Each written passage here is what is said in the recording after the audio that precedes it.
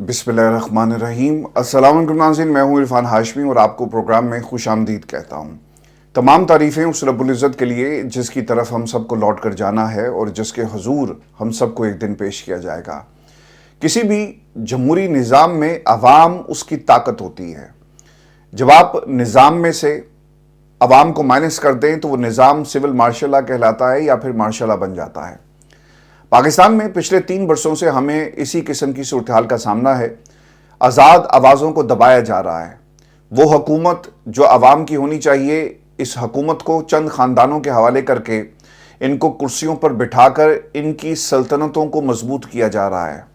ये कुर्सियों पर बैठकर अपने इक़्तिदार को तूल देने के लिए रोज़ाना आपको कानून साजी और आइन में तरमीम करते हुए नजर आएंगे।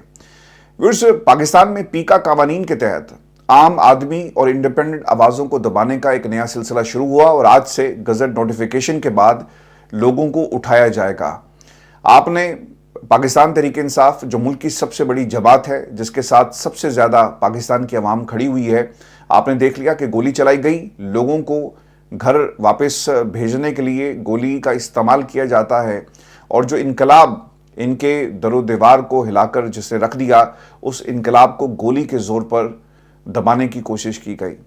अगर रियासत और पाकिस्तान की हुकूमत ये आम पाकिस्तान की आवाम के साथ कर सकती है तो जस्ट इमेजिन करें वो तमाम इंडिपेंडेंट आवाज़ें जो आप तक हमेशा सच पहुंचाते हैं, और ये आवाज़ें क्या दबाई नहीं जाएंगी? इनके घर वालों को क्या इस किस्म की तकलीफ़ का सामना नहीं करना पड़ेगा जो हमने पिछले 3 वर्षों में इन तमाम आवाज़ों और इन आवाज़ों को उठाने वालों के ख़िलाफ़ ये इक़दामात रियासत की तरफ से होते हुए देखे? उस खबर ये है कि अमेरिका के अंदर डोनाल्ड ट्रंप कुर्सी पर बैठे तो उन्होंने व्हाइट हाउस के दरवाजे खोल दिए। उन्होंने कहा कि आओ इंडिपेंडेंट आवाज़ें आएँ और सवाल करें, हम किसी से नहीं डरते, क्योंकि हम आवाम की ताकत से इक़्तिदार में आए। ये जो रेड वेव आपको अमेरिका में नजर आई, इस रेड वेव आवाम की सपोर्ट की वजह से ये वेव जो है वो उठी और उसने उन तमाम नज़रियात को और डीप स्टेट को शिकस्त दे दी जो अमेरिका में डोनाल्ड ट्रंप जिसका सामना कर रहे थे। डोनाल्ड ट्रंप को किसी बात का खतरा नहीं है। अगर डीप स्टेट की मदद से वो इक़्तिदार में आए होते ना तो फिर उनसे मुश्किल सवालात किए जाएं, उनसे पूछा जाए कि आप किसके बंदे हैं, आपका हैंडलर कौन है, आपको लाने वाले कौन है। क्योंकि अवाम की ताकत से इक़्तिदार के ऐवानों तक डोनाल्ड ट्रंप की एक्सेस हुई तो उन्होंने वहाँ की आवाम को कहा कि इंडिपेंडेंट इन्फ्लुएंसर्स भी आएँ, सवाल करें, और कोई यूट्यूबर भी है तो वो भी आकर पूछ सकता है हमारी पॉलिसी से रिलेटेड, और हम तनकीद के ज़रिए जो है उसका मेरिट पर जवाब देंगे और हम डरने वाले नहीं हैं। लेकिन पाकिस्तान के अंदर क्या हुआ, आप लोगों को कानून ऐसा बनाकर उनको पाबंदे सलासल करना चाहते हैं और इसमें पाकिस्तान के सियासी ख़ानदानों का एक बहुत बड़ा हाथ है। वो आवाज़ें जो उठ रही हैं, इन आवाज़ों को दबाने के लिए कवानीन लाए गए। व्यूअर्स, पाकिस्तान के अंदर एक बड़ी डेवलपमेंट ये हुई कि खान साहब ने कुछ लोगों की ड्यूटी लगाई कि आप जाएं और जाकर पता करें कि ये कानून जिसके ऊपर सहाफ़ियों के तहफ़्फ़ुज़ात हैं वो कहते क्या हैं। एक सेनेटर हैं जी फैसल सलीम, और ये कहा जाता है जी कि इमरान खान सेनेटर फैसल सलीम को जो है वो पार्टी से निकालने का बाकायदा तौर पे कह दिया गया है। और ज़ुबैर अली खान साहब ने जी एक ट्वीट की, वो ये कहते हैं कि caught in A shady deals over पीका bill and 26 amendment IK has order to terminate his party membership. Imran Khan का सेनेटर फैसल सलीम को पार्टी से फारिग करने का ये फैसला है और पीका एक्ट बिल की मंजूरी और 26वीं आनी तरमीम के मौके पर सेनेटर फैसल का किरदार मशकूक पाया गया। इमरान खान ने सेनेटर फैसल की रुकनीत ख़त्म करने की कार्रवाई शुरू करने की हिदायत जो है वो जारी कर दी है। तो ये फैसल के साथ पाकिस्तान तहरीक इंसाफ अब क्या करेगी, इसका बाकायदा तौर पर ऐलान कर दिया गया। पाकिस्तान के अंदर ये सिर्फ जो जमहूरी दावेदार है, ये सिर्फ फैसल का हाल नहीं है, बल्कि बहुत सारे और लोग भी जो सबसे बड़ी नुमाइंदा जमात होने की बात करते हैं, उन्होंने भी इसी किस्म के इक़दामात किए। लेकिन अब इमरान खान ऐसी तमाम आवाज़ों, ऐसे तमाम हाथों और ऐसे तमाम लोग और किरदार जो पाकिस्तान की जमहूरियत और जो जमहूरियत को आवाज़ें मजबूत कर रही हैं उनको दबाने की कोशिश कर रहे हैं। अब उनको पाकिस्तान तहरीक इंसाफ से जो है वो माइनस कर दिया जाएगा। व्यूअर्स, एक और भी खबरें हैं, और ख़बर पाकिस्तान से ये आ रही है कि अल-कादिर ट्रस्ट केस में मलिक रियाज, अली रियाज, शहजाद अकबर और फराह गोगी के पासपोर्ट जो है ब्लॉक कर दिए गए। 2 रोज़ पहले एक वीडियो क्लिप राना सनाउल्लाह का, और उन्होंने टेलीविज़न पर बैठकर जब उनसे ये सवाल किया गया, और आपको याद होगा कि नैब की तरफ से ایک پریس ریلیز جاری کی گئی کہ جو کوئی بھی ملک ریاض کے دبئی والے پروجیکٹ میں انویسٹ کرے گا اسے منی لانڈرنگ کنسیڈر کیا جائے گا۔ یہ سوال رانا صاحب سے پوچھا گیا تو وہ یہ کہتے ہیں کہ جناب یہ پاکستان سے غداری ہے، پاکستان کی معیشت کے حالات ٹھیک نہیں اور آپ پیسہ باہر کیوں بھیجتے ہیں؟ یعنی ایک طرح سے پیسہ باہر بھیجنے کے اوپر بھی مارشل لا لگ گیا ہے، اور یہ حکومت نے مارشل لا لگایا، اور وہ یہ کہتے ہیں کہ اگر آپ نے پیسہ باہر بھیجا، پاکستان کو پیسے کی ضرورت ہے، آپ یہ کہیں کہ آپ کی حکومت کو ضرورت ہے۔ پاکستان کے جو حالات ہیں جی، یہ جو معیشت کی گاڑی جسے ری سٹارٹ کرنے کا انہیں ٹاسک دیا گیا، اب ان سے یہ گاڑی سٹارٹ نہیں ہو رہی، بہت دھکا لگایا اور بڑے بڑے لوگوں نے اس گاڑی کو دھکا لگا کر چلانے کی کوشش کی، یہ گاڑی اب کبھی سٹارٹ نہیں ہوگی، اور اس کا غصہ پاکستان کی عوام سے نکالا جائے گا۔ اب پاکستان کی عوام جو برطانیہ میں بیٹھی ہے، امریکہ سے انویسٹمنٹ جو ہے اگر وہ دبئی میں کرتی، اور اگر پتہ لگ گیا کہ جناب انہوں نے جو ملک ریاض صاحب کے کسی پروجیکٹ میں اگر کوئی انویسٹمنٹ کی ہے تو پاکستان میں بھی اس کے خلاف کارروائی ہوگی، تو یہ خوف و ہراس پھیلایا جا رہا ہے، اور جو توجیہات پیش کی جا رہی ہیں کہ ہمیں پاکستان کے ساتھ یہ دشمنی ہو رہی ہے، یعنی آپ کی حکومت نہ چلے، آپ کے پاس پالیسی نہ ہو، آپ کے پاس اکنامک پلان نہیں ہو، تو آپ اس کا غصہ بھی پاکستان کی عوام پر نکالیں گے۔ اور اب پتہ یہ چل رہا ہے جی کہ القادری ٹرسٹ کیس کے اندر، چونکہ اس سے پہلے یہ سوال اٹھایا گیا کہ ملک ریاض صاحب کا نام اس لسٹ میں سے کیسے نکالا گیا اور انہیں پاکستان سے بھیجنے والے کون تھے، حکومت کے پاس اس بات کا تو جواب نہیں ہے، اور تب یہ سوال جب ان لوگوں سے ہوتا ہے تو جواب آتا ہے کہ جناب دیکھیں کچھ فیصلے ملک و قوم کے وسیع تر مفادات میں کیے جاتے ہیں، لیکن ایک دم سے انہیں خیال آ گیا کہ ہم ملک ریاض کو پاکستان واپس لے کر آئیں گے اور اس کے خلاف کارروائی کی جائے گی، کیونکہ ان سے سوال یہ ہو رہا تھا کہ تم نے عمران خان کو تو پکڑ لیا، عمران خان کو سزا بھی دے دی، تو ملک ریاض کے حوالے سے کس قسم کی کارروائی جو ہے وہ کی جا رہی ہے۔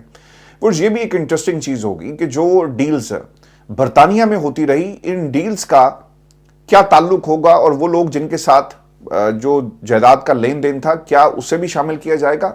کیا یہ کہنا کہ جناب ایک لیجٹمیٹ ٹرانزیکشن ہوئی اور پیسے ہم نے دے کر خرید لی، لیکن وہ پیسہ کہاں سے آیا؟ اوبویسلی آپ نے برطانیہ کو تو بتا دیا کہ سورس آف انکم کیا تھا اور پیسہ کیسے راؤٹ ہوا، لیکن پاکستان کا کیا پیسہ تھا؟ پاکستان میں کسی ادارے کو یہ کبھی خیال آئے گا یا اتنی ہمت ہے کہ اس کی انڈیپینڈنٹ انکوائری کر سکے؟ تو جواب ہے جی کہ نہیں۔ ویورز، عمران خان ایک احتساب جو انصاف، تحریک انصاف کا ہمیشہ سے نعرہ رہا، اس پر بلیو کرتے ہیں، اور تحریک انصاف اب کے پی کے اندر جو الیکشن میں دھاندلی کی گئی، اب اس کے اوپر انہوں نے ایک انڈیپینڈنٹ انکوائری کا مطالبہ کیا اور کچھ ہدایات جو ہیں وہ جاری کر دی ہیں۔ اب مطالبہ الیکشن کمشنر کے حوالے سے بھی ہوتا ہے، لیکن اسے پورا نہیں کیا جاتا، کیونکہ کے پی میں آپ کی حکومت ہے، تو دیکھنا ہی ہوگا کہ اس کے اوپر جو دھاندلی ہوئی کے پی کی حکومت کیا کر سکتی ہے۔ خبر یہ ہے جی کہ سابق وزیر اعظم عمران خان نے، چلیں لوگوں کو کچھ یہ تو خیال آیا جو خبر رپورٹ کرے، انہوں نے لکھا ہے کہ پاکستان کے سابق وزیر اعظم علی بن گنڈا پور کو 3 اہم ٹاسک دیتے ہوئے عام انتخابات کے دوران صوبے میں مبینہ دھاندلی سے متعلق تحقیقات کروانے کی ہدایت کی ہے۔ اور تفصیلات کے مطابق ذرائع بتاتے ہیں کہ عمران خان نے پشاور کے 9 صوبائی حلقے اور قومی اسمبلی کے جو حلقے ہیں وہاں پر یہ دھاندلی جو ہوئی اس کی تحقیقات کرانے کی ہدایت جاری کی ہے، اور تیمور سلیم جھگڑا کا صوبائی اسمبلی اور نور عالم خان کے قومی اسمبلی کے حلقے اس میں شامل ہیں۔ اب نور عالم کے حوالے سے تو آپ کو پتہ ہی ہے کہ کیا باتیں کہی جاتی رہی ہیں، تو خان صاحب اس کے اوپر بھی اب پیچھے نہیں ہٹ رہے، اور اوبویسلی عمران خان پاکستان کے اندر وہ واحد لیڈر ہیں جنہوں نے اس سے پہلے بھی حلقے کھولنے کے حوالے سے پوری تحریک چلائی، اور آج اس کا باقاعدہ طور پہ آغاز انہوں نے اپنے صوبے سے کیا ہے۔ اگر یہ کامیاب ہو گئے تو اوبویسلی یہ ایک آئی اوپنر ہوگا، اور آنے والے دنوں میں اس انکوائری کا پاکستان تحریک انصاف اور جمہوریت کو فائدہ ہوگا۔ ذرائع ویورز یہ بھی بتاتے ہیں کہ پشاور کے 9 حلقوں کے ریٹرننگ افسران کے جاری کیے گئے فارم 45 اور 47 کے آڈٹ کروانے کی ہدایت کی گئی ہے، اور پارٹی کی لیگل ٹیم کو اس حوالے سے قانونی مشاورت اور خیبر پختونخوا حکومت کی معاونت کرنے کا ٹاسک سونپا گیا۔ لیگل ٹیم صوبے میں مبینہ دھاندلی سے متعلق انکوائری کروانے کے حوالے سے ٹی او آرز مرتب کرے گی، اور اس کے ساتھ ساتھ خیبر پختونخوا کے جو وزیر اعلیٰ ہیں علی امین گنڈا پور صاحب، انہیں سانیہ 9 مئی کی جوڈیشل انکوائری کروانے کی بھی ہدایات جو ہیں وہ جاری کی ہیں، اور یہ صرف اور صرف جو ہے وہ کے پی کی حد تک یہ انکوائری ہوگی۔ اب دیکھنا یہ ہے کہ پشاور ہائی کورٹ کا کوئی جج اسے قبول کرتا ہے یا نہیں کرتا، یا پھر کسی جو سابق جج کے ذریعے کیا یہ انکوائری کروائی جا سکتی۔ اور اس سے پہلے بھی یہ موومنٹ جو ہے وہ ہمیں نظر آئی، لیکن اس کے اوپر کوئی کام نہیں ہو سکا، اور اس میں ایک ایڈیشن یہ بھی ہوا ہے جی کہ 9 مئی کی جو جوڈیشل انکوائری جہاں پہ ہدایت جاری کی گئی ہیں، وہیں پر 9 مئی کو ریڈیو پاکستان کی عمارت کو جو آگ لگائی گئی، اس کا مواد کہاں سے آیا، سی سی ٹی وی فوٹیج जो है वो किसने गायब की, इसके ऊपर भी इमरान खान ने ये तमाम तहकीकात का जो टास्क है वो अली अमीन गंडापुर को दे दिया। देखें जी, आप अब जब एक सूबे की हुकूमत चलाते हैं, आप उसकी हद तक तो इंक्वायरियां करवा सकते थे, लेकिन ऐसा नहीं हुआ। आप जो सूबे के अंदर अमनो आमा की जो सूरत हाल ख़राब होती है उसके ऊपर अपनी एक कमेटी बनाते, लोगों को कॉल करते और पूछ लेते कि जनाब किसने क्या किया, कम से कम आपको अपना केस पुटअप करने में आसानी होती। और खैबर पख्तूनख्वा की हुकूमत, चूँकि आप गवर्नमेंट है, ये कर सकते थे, लेकिन इसमें देर क्यों हुई? अब इसके ऊपर भी इमरान खान ने ये जो पॉलिसी है इसे बड़ा लाउड एंड क्लियर अली अमीन गंडापुर के सामने रखा, और अब देखना ही होगा कि अली अमीन गंडापुर इसके ऊपर कितनी जल्दी कोई कार्रवाई करते हैं। और अगर इन्होंने कार्रवाई ना की ना, तो पहले ही खबरें आ रही हैं कि इनको शायद तब्दील कर दिया जाए, तो ये इनके लिए भी एक बड़ा मसला है। मैं आपको ये खबर ये भी दूं, और जब मैं ये प्रोग्राम रिकॉर्ड कर रहा हूँ उस वक्त तक बताया जाता है कि इमरान खान से मुलाकात के लिए आदिल बाज़ई, शाहिद खटक और इसके अलावा दिलावर काकड़ जो हैं, दाऊद काकड़, उनको अडयाला जेल उनकी आमद, और फिर अब ये मुलाकात हुई है नहीं हुई, लेकिन इसके अलावा बहर शराफत और तैमूर सलीम झगड़ा से भी मुलाकात के लिए इमरान खान ने जो है पैगाम भेजा था। दूसरा जी, शाहिद खटक ने एक ट्वीट किया, और ये बड़ा एक इम्पॉर्टेंट ट्वीट है, और अब आपको इस हवाले से पता लगेगा कि कुछ ऐसी शख्सियात थी जिन्होंने ना इमरान खान तक इंफॉर्मेशन का जो फ्लो था उसे रोका। पार्टी के अंदर क्या कुछ होता रहा, पार्टी के लोगों की मुलाकात इमरान खान से नहीं करवाई जाती। दो चीज़ें ना, आप एक लिस्ट तैयार करते हैं और जेल सुपरिटेंडेंट के हवाले कर देते हैं कि जनाब ये मिलेगा ये नहीं मिलेगा, तो वहाँ पे एक एलिमेंट ऑफ डाउट क्रिएट हो जाता है कि शायद कुछ लोग इमरान खान से पार्टी के बाकी लोगों की मुलाकात नहीं करवाना चाहते।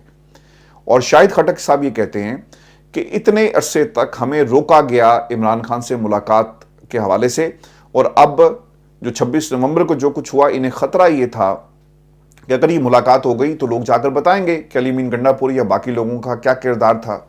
तो इस तनाजुर में भी शाहिद खटक की ये ट्वीट बड़ी इंपॉर्टेंट है। व्यूअर्स, जो डेवलपमेंट्स पिछले कुछ दिनों से केपी के अंदर हो रही हैं, ये तमाम चीज़ें डॉट के साथ डॉट कनेक्ट करते जाएं, आपको पता लगेगा कि flow of information Imran Khan तक, बाहर क्या कुछ होता रहा, इसकी पूरी तहकीकात होनी चाहिए थी। 9 मई कम से कम आप केपी के अंदर इसकी इंक्वायरी करवा सकते थे, लेकिन ये सब कुछ नहीं हुआ। तो अब इमरान खान की तरफ से ये जो नई टीम तश्कील दी गई है हार्ड लाइनर्स की, यकीनन ये किसी नतीजे पर ज़रूर पहुंचेगी, और जिस किस्म के दावे माजी में होते रहे, अब देखना ही होगा कि नई टीम इमरान खान की रिहाई और कम से कम एहतजाज और पाकिस्तान के ताकतवर हलकों को क्या टेबल पर बैठाने में कामयाब हो जाएगी।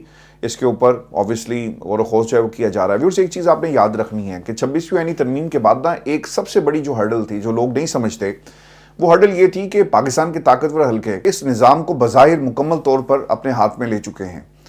अगर आपको कोई पसंद नहीं है, कानून मौजूद है, आप उसको उठाएं और उसको 3 साल तक आप जेल में रख सकते हैं। फिर आपका इक़्तिदार भी जो है वो आगे चल सकेगा, क्योंकि इंडिपेंडेंट आवाज़ें आप दबा चुके होंगे। पाकिस्तान के मीडिया पर इमरान खान का नाम नहीं चलेगा, ये भी आपने कंट्रोल कर लिया, लेकिन आप पाकिस्तान में आवाम के शऊर को कंट्रोल नहीं कर सके। और फिर इसके साथ साथ जो दूसरी चीज़ें ना व्यूअर्स, वो है पाकिस्तान का अदालती निज़ाम, जहाँ पर रोज़ाना की बुनियाद पर इस महाज पर इमरान खान ना जंग लड़ रहे हैं। केसेस वकला को रोज़ाना जो है वो एक नए महाज का और एक नई मुश्किल का सामना करना पड़ता है। तो ये निज़ाम मुकम्मल तौर पर बज़ाहिर उनके कंट्रोल में आपको नज़र आता है, जहाँ से इमरान खान को मज़ीद सज़ाएँ जो हैं वो दी जाएंगी, क्योंकि इमरान खान उनकी ऑफ़र को कबूल नहीं कर रहे। ये 26वीं आईनी तरमीम के जो समरात हैं, क्योंकि उन्होंने निज़ाम को मुकम्मल तौर पर जकड़ लिया है, तो अब ये उनकी मर्ज़ी है कि सिर्फ एक नुक्ता वो इमरान खान के सामने लेकर हाजिर होते हैं, और वो ऑफ़र ये है कि आप पाकिस्तान को छोड़ दें, पाकिस्तान की सियासत में से हमेशा के लिए माइनस हो जाएं, खामोश हो जाएं, बनिगाला चले जाएं, नज़र बंद हो जाएं, पाकिस्तान की सियासत में जैसे हम आपको कहते हैं वैसे हो जाएं। जैसे नवाज शरीफ साहब आजकल जाती उम्रा में खतूत पढ़ते हैं, उसी तरह का कोई अपने लिए भी ऑप्शन जो है वो देख लें। और आसिफ अली जरदारी साहब जो हैं वो जहाज़ में बैठते हैं, दुबई जाते हैं, रिटायर लाइफ को एंजॉय कर रहे हैं, मुल्क के सदर हैं। तो आप भी कुछ इसी किस्म की पोजीशन अपने लिए क्रिएट कर लें, और हम आपको ये देने के लिए तैयार हैं। लेकिन इमरान खान मान नहीं रहे, और ये 26वीं आईनी तरमीम अगर ना हुई होती ना, और पाकिस्तान के तमाम सियासी घरानों ने, ख़ानदानों ने अगर 26वीं आईनी तरमीम को वोट ना दिया होता, तो शायद पाकिस्तान की इस्टेब्लिशमेंट बैकफुट पर चली जाती। क्योंकि तमाम सियासी जमातें एक तरफ और पाकिस्तान की इस्टेब्लिशमेंट एक तरफ होती, तो शायद निज़ाम जो आज हमारे सामने है یہ اس کی حالت نہ ہوتی. تمام سیاسی خاندانوں نے اکٹھے ہو کر اسٹیبلشمنٹ کا ساتھ دیا کہ وہ جمہوری آوازوں کو دبا سکیں. اور پارلیمانی کمیٹی کے جو اس وقت سچویشن ہے وہ بھی آپ کے سامنے ہے، اور بتایا ہی جاتا ہے کہ جوڈیشل کمیشن تو ہم نہیں بنائیں گے، لیکن اسی کمیٹی کو ایک پارلیمانی کمیٹی کا درجہ دے کر آپ جوڈیشل کمیشن ہی سمجھیں، اور انکوائری جو ہم کروانے کے لیے تیار ہیں. اور یہ حکومت کی طرف سے 9 مئی اور پھر باقی جو معاملات ہیں اس کے اوپر انڈیپینڈنٹ انکوائری کا جو آپشن ہے وہ حکومت کی طرف سے پاکستان تحریک انصاف کے سامنے رکھا گیا. ویورز، اس ملک کے اندر آپ کمیٹیاں جتنی مرضی بنا لیں، جس کمیٹی کے پاس یہ اختیار نہ ہو کہ جیل کا دروازہ کھول کر عمران خان کی ملاقات کروا دی جائے، کیا وہ کمیٹی 9 مئی یا پھر 26 نومبر جو اس میں خود بھی شامل تھی گولی چلانے میں، کیا انڈیپینڈنٹ انکوائری کر کے پاکستان کی عوام کے حق میں کوئی فیصلہ دے سکتی ہے؟ کبھی بھی نہیں دے گی. وہ کمیٹی جو عمران خان کی ملاقات نہیں کروا سکتی، کیا وہ انڈیپینڈنٹ انکوائری کے ذریعے جو اس کے ذمہ دار تھے ان کا تعین کر سکتی ہے؟ کبھی نہیں کر سکتی. آپ نے سن لیا ہوگا کہ یوسف رضا گیلانی صاحب جو ہیں وہ ایک آرڈر جاری کرتے ہیں، پروڈکشن آرڈر، لیکن اس کے اوپر عمل نہیں ہوتا. تو خبر وہاں سے بھی یہ آ رہی ہے کہ انہوں نے احتجاجاً اب صدارت کرنے سے انکار کر دیا، اور وہ کہتے ہیں میں نہیں کروں گا، آپ جانیں، ہاؤس جانیں. اور وہ احتجاجاً جو ہاؤس ہے وہ نہیں چل رہا، اور یہ ان کی طرف سے باقاعدہ طور پہ کہا گیا. اور ماضی میں بھی آپ کو یاد ہے کہ 1 منٹ کی آپ کو سزا دی گئی اور آپ نااہل ہو گئے، اور انہوں نے کافی قربانیاں اپنی پارٹی کے لیے دی. یہ ان کا موقف ہے، اور وہ یہ سمجھتے ہیں کہ اگر ہم کسی کے پروڈکشن آرڈر جاری کریں اور اسے پروڈیوس نہ کیا جائے تو پھر ہمیں اس نظام میں بیٹھنے کی کیا ضرورت ہے. سر، مسئلہ تو یہ ہے کہ جب آپ نظام میں رہ کر فیسیلیٹیٹ کریں گے تو صرف یہ بہانے ہیں اور کچھ نہیں ہے. اور بظاہر گیلانی صاحب اگر آپ کی جماعت میں اتنا دم خم ہوتا نا تو یہ پیکا ایکٹ کے اوپر کبھی بھی ووٹ نہ دیتے. سینٹ سے بھی پاس ہوا، آپ اس میں شامل تھے، آپ کی جماعت شامل تھی، آپ کا صدر شامل ہے اس کے دستخط کرنے پر. تو کیوں پاکستان کی عوام کو آپ بیوقوف بناتے ہیں؟ لیکن ایک تاثر دینے کی کوشش کی جا رہی ہے کہ سرکار ہم بڑے جمہوری ہیں اور جمہوری روایات اور اقدار کے اوپر ہم یقین رکھتے ہیں. ویورز، آپ کو میں یہ خبر بھی دے دوں کہ شہباز شریف صاحب نے کچھ مذاکرات آگے بڑھانے کے حوالے سے کہا کہ ہم صدق کے دل سے تیار ہیں، میں چاہتا ہوں کہ مذاکرات آگے بڑھیں. ہماری کمیٹی نے کہا کہ ہم جواب لکھ کر دیں گے، ہاؤس کمیٹی کے لیے تیار ہے. دیکھیں جی، آپ صدق کے دل سے تیار ہوں گے لیکن پہلے آقاؤں سے تو پوچھ لیں، چونکہ عمران خان کے بقول اردلی جو ہوتے ہیں وہ اپنے آقاؤں کی مرضی کے بغیر نہیں چلتے. نواز شریف صاحب کی مصروفیت پر بھی میں آپ کو کچھ خبریں جو جاتی عمرہ سے آج رپورٹ ہوئی ہیں وہ میں آپ کو بتا دیتا ہوں. اور نواز شریف صاحب پاکستان کی سیاست سے ہمیشہ کے لیے ریٹائر ہو چکے ہیں. اس خبر کے بعد یہی چاہتے ہیں کہ عمران خان بھی ریٹائر ہو جائیں. اور میں آپ کو نا بڑی ذمہ داری سے بتا رہا ہوں، لوگوں نے تو یہاں تک کیلکولیشن شروع کر دی کہ عمران خان کی عمر کتنی ہے، کتنے دن مزید وہ زندہ رہ سکتے ہیں. آپ جسٹ امیجن کریں کہ لوگ اس حد تک گزر سکتے ہیں، گر سکتے ہیں. اور جن لوگوں نے عمران خان کی زندگی کو ختم کرنے کے لیے تدبیریں لڑائی، وہ کسی بھی حد تک جو ہے وہ جا سکتے ہیں، کسی بھی حد کو عبور کر سکتے ہیں. عمران خان ریٹائر ہوں گے یا نہیں ہوں گے یہ فیصلہ پاکستان کی عوام نے کرنا ہے.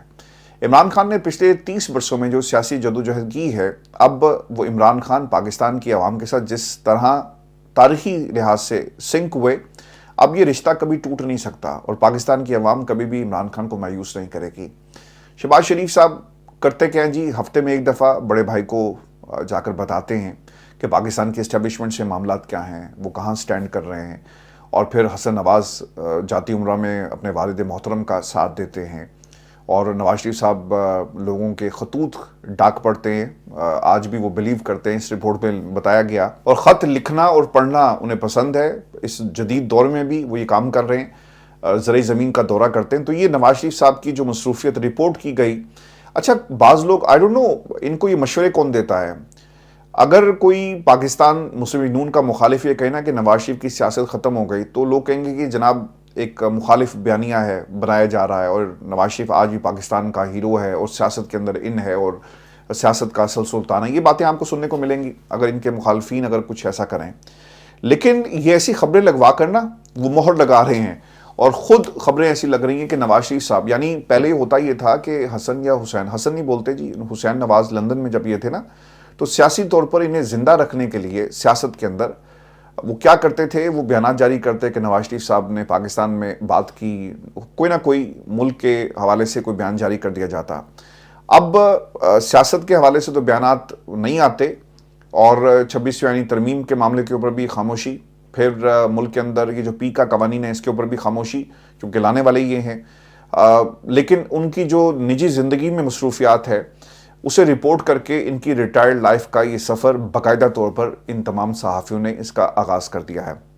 ویورز، میں آپ کو ایک خبر یہ بھی دے دوں، اور سویلینز کا فوجی ٹرائل کا یہ کیس ہے سپریم کورٹ آف پاکستان میں، جہاں پر 7 رکنی بینچ نے جسٹس امین الدین کی سربراہی میں اس کی سماعت کی ہے۔ کچھ انتہائی اہم اس کے اندر آج آبزرویشنز دی گئی۔ ایک تو جسٹس جمال مندوخیل نے آ کر اپنے ایک جو گزشتہ روز کا جو ریمارکس تھا اس کی کریکشن کی، اور کہا کہ 8 ججز کے فیصلے کو 2 ججز غلط کہہ دیتے ہیں، اور خبر پر بہت سے ریٹائرڈ ججز نے مجھ سے رابطہ کیا۔ تو کیونکہ 2 ججز وہ عقیل عباسی اور جسٹس منصور کی طرف شاید ان کا اشارہ تھا، لیکن پھر اس کی انہوں نے تصحیح کی کہ میں نے کہا کہ 2 لوگ اٹھ کر، یعنی 8 ججز کے فیصلے کو 2 لوگ کھڑے ہو کر کہتے ہیں کہ یہ غلط ہے، تو شاید انہوں نے اپنی سٹیٹمنٹ سے یہ اسے واپس لے لیا۔ پھر خواجہ حارث صاحب سے کچھ سوالات پوچھے گئے، اور وہاں یعنی ملٹری کورٹ کے اندر ٹرائل کیسے ہوتا ہے۔ خواجہ حارث صاحب نے جی سفید کاغذی لفافوں میں ملٹری ٹرائل کا ریکارڈ آئینی بینچ میں پیش کیا، اور کہا کہ عدالت ٹرائل کا طریقہ کار دیکھ لے۔ اس حوالے سے ملٹری ٹرائل کی 7 کاپیاں آئینی بینچ کے 7 ججز کو دی گئی۔ خواجہ حارث صاحب یہ کہتے ہیں کہ آئین میں عدالتوں کا ذکر آرٹیکل 175 میں ہے، فوجی عدالتوں کا آرٹیکل 175 کے تحت عدالتی نظام میں ذکر نہیں۔ فوجی عدالتیں الگ قانون کے تحت بنتی ہیں جو تسلیم شدہ ہے۔ جسٹس جمال مندوخیل نے جی ریمارکس یہ دیے کہ آرٹیکل 175 کے تحت بننے والی عدالتوں کے اختیارات وسیع ہوتے ہیں، مخصوص قانون کے تحت بننے والی عدالت کا دائرہ اختیار بھی محدود ہوتا ہے۔ 21ویں ترمیم کے فیصلے میں واضح ہے کہ فوجی عدالتیں جنگی صورتحال میں بنائی گئی، سویلینز کے ٹرائل کے لیے آئین میں ترمیم کرنا پڑی تھی۔ اچھا، ابھی جسٹس حسن اظہر کے جو ریمارکس ہیں، انہوں نے 2 سوال اٹھائیں جی کہ کامرا بیس اور اس کے ساتھ ساتھ جی ایچ کیو حملہ، مہران کامرا بیس اور جی ایچ کیو حملہ، ان کیسز کا ٹرائل کہاں ہوا؟ پاکستان کے اربوں روپے مالیت کے 2 کورین طیارے تباہ ہوئے، کیا 9 مئی کا جرم ان دہشت گردوں کے واقعات سے زیادہ سنگین ہے؟ خواجہ حارث صاحب نے جی جواب دیا کہ بحران پہ جو حملہ ہوا اس میں تو تمام دہشت گرد مارے گئے، لیکن جسٹس حسن نے یہ کہا کہ اگر مارے گئے تھے تو کیا انویسٹیگیشن ہوئی کہ کون لوگ تھے، کہاں سے آئے، اور تفتیش کہاں پر ہوئی؟ اس کے بعد جو کامرا بیس پر حملے کے ملزمان کے ساتھ کیا ہوا، اس پر انہوں نے کہا جی کہ مجھے ذرا وقت دیں، میں چیک کر کے ہدایت لے کر آپ کو بتا دیتا ہوں کہ اس کے اوپر ہدایات کیا ہیں جن کا میں مقدمہ لڑ رہا ہوں۔ جیسے منصور کا جی خطاب بھی ہوا ہے، اور یہ بڑا امپورٹنٹ تھا، اور انہوں نے ایک ان کی گفتگو کے اندر آپ کو وہ مطمئن نظر آئیں گے، اور انہوں نے جسٹس یحییٰ افریدی کے حوالے سے کچھ باتیں کہی کہ وہ خود ایک سینئر جج ہیں اور وہ چیف جسٹس آف پاکستان ہیں، اور میں اسی میں خوش ہوں کہ میں سپریم کورٹ آف پاکستان کا سینئر موسٹ جج ہوں۔ جسٹس منصور یہ بھی کہتے ہیں کہ اس وقت کے چیف جسٹس پاکستان بہت اچھے ہیں، اور ان کے لیے میں دعا گو ہوں، اور سچائی اور قانون کی حکمرانی کا کام کرنا ہے، ہم ایک پابندی کا حلف اٹھا رہے ہیں۔ انتہائی اہم الفاظ تھے کہ حلف صرف الفاظ نہیں ہیں، یہ بہت گہرے معنی رکھتے ہیں، اس کے ذریعے ہم اپنی روح پر ایک ذمہ داری عائد کرتے ہیں۔ سر، یہ جو باتیں کر رہے ہیں نا، وہ کل کسی دوست نے لکھا ہوا تھا، اور بہت ہی بدتمیزی کے ساتھ انہوں نے یہ الفاظ لکھے کمنٹ سیکشن میں کہ ایک تو آپ بکواس کر رہے ہیں اور فلسفہ سناتے ہیں۔ سر، یہ فلسفہ نہیں ہے۔ جب آپ اپنا تعلق جو ہے نبی کریم صلی اللہ علیہ وسلم کے ساتھ کلمے کی نسبت سے جڑتا ہے نا، جب آپ کا تعلق، اور آپ اللہ کی وحدانیت کا اعلان کرتے ہیں، اس کے آخری رسول پر ایمان لانے کی بات کرتے ہیں، اللہ کو کبھی کسی کے ساتھ شریک نہیں ٹھہرائیں گے، یہی ایمان کا حصہ ہے نا، تو پھر آپ پر یہ لازم ہو جاتا ہے کہ آپ سچ بولیں۔ جسے آپ نے فلسفے کا نام دے دیا، یہ فلسفہ نہیں ہے۔ آپ جسٹس منصور کیا فلسفے کی بات کر رہے ہیں؟ اسلام آپ کو جتنا زندگی گزارنے کی جتنی بھی رہنمائی کرتا ہے، اس کا مطلب یہ ہوا کہ پھر وہ فلسفہ ہو گیا۔ آپ کی اگر باتوں کو سمجھا جائے، جو دوست ہمارے جنہوں نے بہت ہی مایوب قسم کی گفتگو کی، اور مجھے نہیں سمجھ میں آئی کہ انہیں غصہ اس بات کا تھا کہ ہومیوپیتھک لکھا ہم نے ٹائٹل کے اوپر، یا انہیں غصہ اس بات کا تھا کہ یہ فلسفہ ہے۔ تو خدا کے لیے اپنی زندگیوں میں اسلام کو لے کر آئیں۔ آپ 5 وقت کی نماز پڑھیں۔ یہ میرا ایمان ہے کہ آپ ایک لمحہ ضرور، جب بھی کبھی اللہ نہ کرے آپ برائی کی طرف جائیں، لیکن جب بھی آپ برائی کی طرف کوئی قدم اٹھائیں گے نا، تو آپ کو اندر سے آواز آئے گی کہ باز آ جاؤ۔ یہ اس تعلق کی وجہ سے ہے، اس کلمے کی نسبت کی وجہ سے ہے جس کا ہم دعویٰ اور دم بھرتے ہیں۔ تو یہ فلسفہ نہیں ہے۔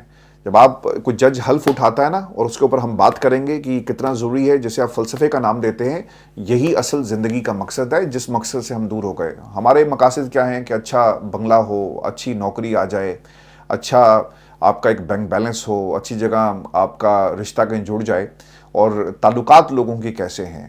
تعلقات بنانے کے لیے لوگ جو ہیں وہ آپ کو تگ و دو کرتے ہوئے نظر آئیں گے کہ کسی طرح ہمارا تعلق جو ہے کسی بڑے آدمی سے ہو جائے۔ تو ہم نے اپنی زندگیوں کو انہی جو کچھ چیزیں ہیں اس کے ارد گرد ہم اپنے آپ کو جو ہے وہ قید کر دیتے ہیں۔ اپنے آپ کو آزاد کریں۔ جسے آپ فلسفہ کہہ رہے تھے اور آپ نے جو الفاظ استعمال کیے، میں نے کبھی بھی اس طرح کسی کی بات کا برا نہیں مانا۔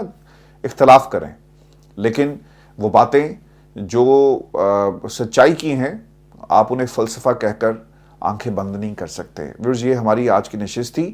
اپنی زندگیوں میں اسلام کو لے کر آئیں، اپنے نبی کریم صلی اللہ علیہ وسلم کے ہمیں راستے پر چلنے کی اللہ تعالیٰ توفیق عطا فرمائے، کیونکہ یہی اصل منزل ہے۔ جب آنکھیں بند ہوتی ہیں نا تو پھر آپ کا حساب شروع ہو جاتا ہے، پھر وہاں پر کسی نے آپ کو نہیں بچانا۔ سچ بولنے کی عادت ڈالیں، سچ سننے کی عادت ڈالیں، اور سچ بولنے والوں کا ساتھ دیں۔